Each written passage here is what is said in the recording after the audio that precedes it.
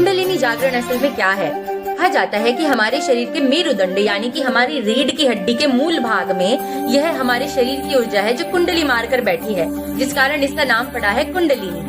जब हम अपनी इन सारी ऊर्जाओं को एक्टिवेट करते हैं यानी सक्रिय करते हैं, तब उसे बोला जाता है कुंडलिनी जागरण। जब ये ऊर्जा जागृत होती है तो ये हमारे मेरुदंड से धीरे धीरे उठकर 7 चक्रों से होकर गुजरती हुई हमारे सहस्त्र चक्र यानी कि 7वें चक्र तक पहुंच जाती है। चलिए देखते हैं क्या क्या नाम है इन 7 चक्रों के और किस किस तत्व से ये चक्र जुड़े हुए हैं। सबसे पहले होता है हमारा मूलाधार चक्र यानी कि जिसे रूट चक्र भी कहा जाता है। ये हमारी रीढ़ की हड्डी के बिल्कुल नीचे पाया जाता है। इसकी ऊर्जा का रंग लाल होता है और ये अर्थ तत्व से यानी पृथ्वी से जुड़ा हुआ है। यह चक्र संतुलित होता है तो इंसान आत्मविश्वास से भर जाता है और भय महसूस नहीं करता। उसके बाद आता है स्वाधिष्ठान चक्र। ये हमारी नाभि के हल्का नीचे हमारे पेल्विक एरिया में मौजूद होता है। ये चक्र जल तत्व से जुड़ा हुआ है और इसकी ऊर्जा का रंग नारंगी होता है। जागरण से ही इंसान सौम्य हो जाता है और अपनी फीलिंग्स को एक्सप्रेस कर पाता है। के ऊपर है हमारा तीसरा चक्र मणिपुर चक्र, जो कि हमारी नाभि के ऊपर पेट के एकदम मध्य में स्थित है। ये चक्र अग्नि तत्व से जुड़ा हुआ है और इसकी ऊर्जा का रंग भी इसलिए पीला होता है।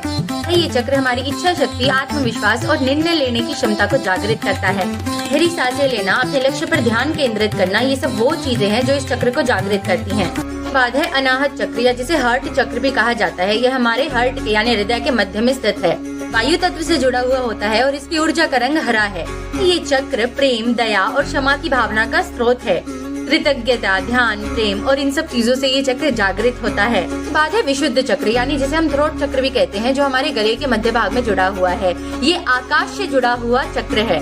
चक्र की ऊर्जा का रंग नीला होता है। हम मंत्र का जाप करना, सत्य बोलना और अपनी बातें स्पष्ट रखना, ये सब इस चक्र को जागृत करते हैं। इसके बाद है हमारा छठा चक्र जिसे अजना चक्र या फिर थर्ड आई भी कहा जाता है। ये हमारे दोनों भुवों के बीच जहाँ पर हम लोग तिलक लगाते हैं वहाँ स्थित होता है। ये चक्र जुड़ा हुआ होता है प्रकाश से और इसकी ऊर्जा का रंग होता है इंडिगो यानी कि नीला। ध्यान करना, मौन रहना और अपने विचारों का निरीक्षण करना यानी अपने थॉट्स पर सोचना, ये सब वो चीजें हैं जो इस चक्र को जागृत करती हैं।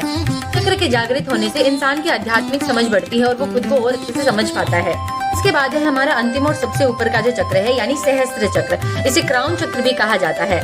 ब्रह्मांड की ऊर्जा से जुड़ा हुआ होता है और इसकी ऊर्जा का रंग बैंगनी या फिर कभी कभी सफेद भी होता है। गहन ध्यान करने से, समर्पण करने से और मौन रहने से इस चक्र का जागरण होता है। चक्र पूरी कुंडलिनी यात्रा का अंतिम लक्ष्य है, जहाँ व्यक्ति